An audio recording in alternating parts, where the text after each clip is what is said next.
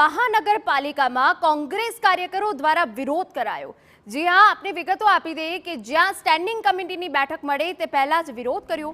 શાસકો વિવિધ યોજનામાં ભ્રષ્ટાચાર કરતા હોવાના આક્ષેપ થયા। ભ્રષ્ટાચારના આક્ષેપ સાથે બેનરો દર્શાવી સૂત્રોચ્ચાર કર્યા।